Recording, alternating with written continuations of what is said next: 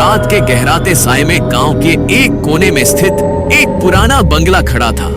गांव वाले इसे शापित बंगला कहते थे कि कोई भी रात में वहां जाता है वो कभी लौट कर नहीं आता।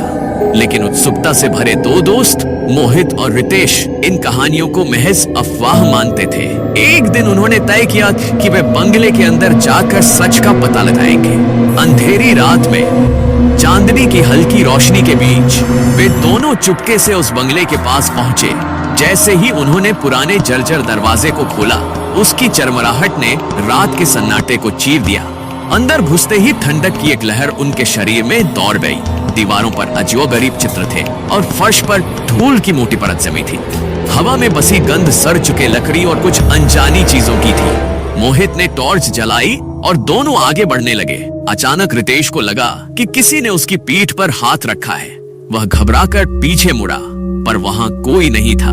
उसने मोहित से कहा, लेकिन मोहित ने इसे उसका भ्रम मानकर हंसते हुए बात टाल दी। वे आगे बढ़ते गए और तभी उन्हें एक पुराने झूले की आवाज सुनाई देने लगी कि कोने में एक झूला खुद हिल रहा था, जैसे कोई अदृश्य बच्चा उसमें झूल रहा हो।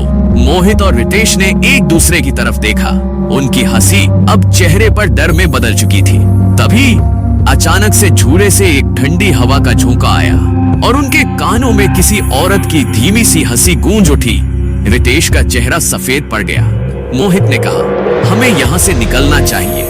लेकिन जैसे ही उन्होंने दरवाजे की तरफ बढ़ना चाहा, दरवाजा अपने आप जोर से बंद हो गया। रितेश ने घबराकर दरवाजा खोलने की कोशिश की, पर वो हिल भी नहीं रहा था। तभी मोहित की नजर सीढ़ियों पर पड़ी, जहां एक छाया धीरे धीरे नीचे उतर रही थी। वो छाया किसी औरत की थी, जिसके लंबे बाल उसके चेहरे को ढक रहे थे और उसके पैर जमीन से कुछ इंच ऊपर थे।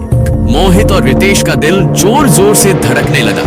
वे समझ गए थे कि यहाँ कुछ भयानक है। छाया धीरे धीरे उनकी तरफ बढ़ रही थी। अचानक मोहित की टॉर्च बंद हो गई और पूरा कमरा घनघोर अंधेरे में डूब गया। उनकी सांसें तेज हो गई और तभी उन्हें अपने कान के पास किसी के धीरे से फुसफुसाने की आवाज सुनाई दी। तुम यहाँ नहीं होने चाहिए थे। इससे पहले कि वे कुछ समझ पाते, उनके शरीर जकड़ गए। दोनों की चीखें उनके गले में ही अटक गई और उनकी आंखों के सामने अंधेरा छा गया। सुबह होने पर गांव वालों ने देखा कि बंगले के बाहर मोहित और रितेश के जूते पड़े थे, लेकिन वे दोनों वहां कहीं नहीं थे। तब से कोई भी उस बंगले की तरफ देखने की हिम्मत नहीं करता।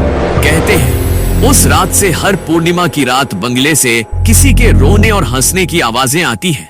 शापित बंगला अब भी खड़ा है, जैसे किसी और की प्रतीक्षा।